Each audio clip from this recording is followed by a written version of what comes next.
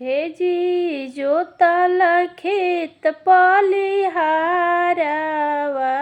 हे जी जोतल खेत पलिहारवा। ननदो अइली ससुर से नैहारवा,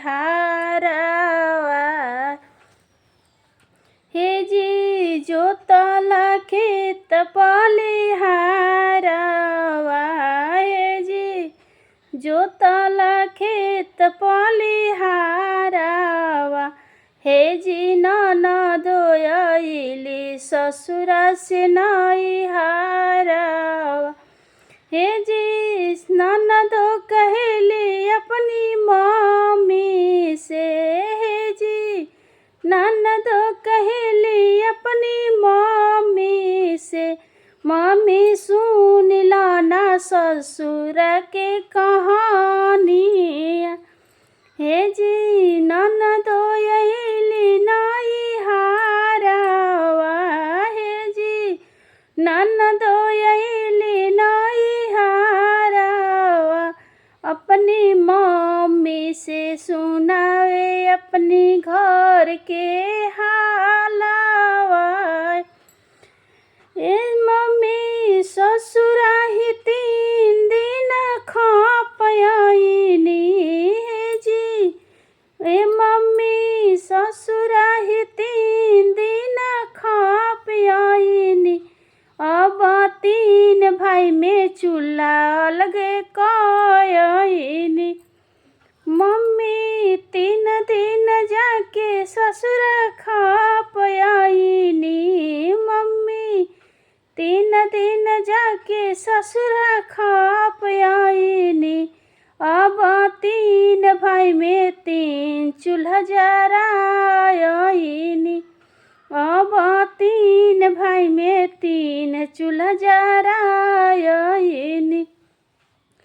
ए मम्मी भाभी के कहिदा जा सुनैहारवा, ए मम्मी भाभी के कहिदा जा सुनैहारवा।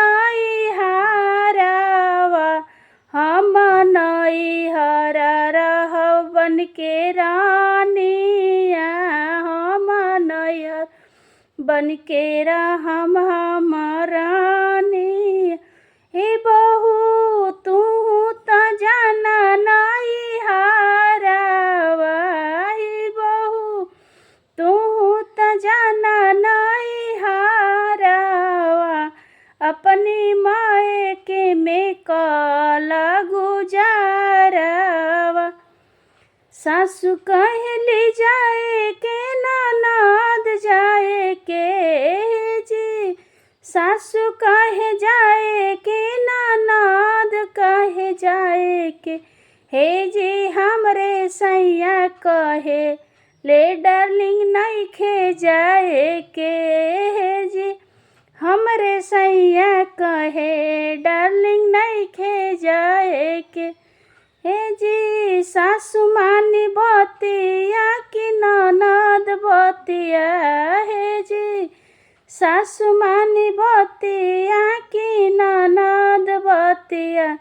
हे जी सैया नाही मानम बतिया त होई रतिया, हे जी सैया नाही मानम बतिया त कैसे बीती रतिया। सैया बोले नइखे जाए के डार्लिंग अपनी नैहर देसिया, सैया बोले नइखे जाए के डार्लिंग अपनी नैहर देसिया।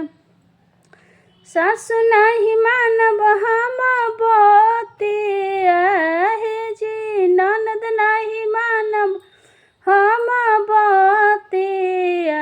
हे जी सैये के बात मानब रहे में अपनी घरवा, हे जी सैया के बात मानी रहम अपनी घरवा।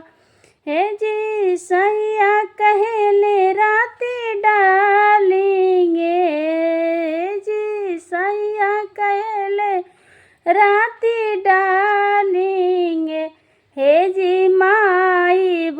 बहिनिया से जन हो धनी नाराजी में।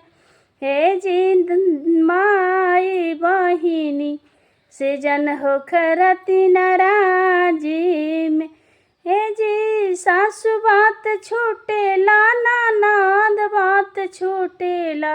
हे जी सास बात छूटेला ननद बात छूटेला। हे जी साइया के बात बेरे बीरे आवेला। हे जी साइया की बात बार आवेला। हे जी सासु बोली बोली हे सहन करबो। हे जी ननद बोली बोली हे सहन करबो। हे जी साइया की बोलिया दिल में ही रखबो। हे जी साइया के बोलिया दिल में ही रखबो।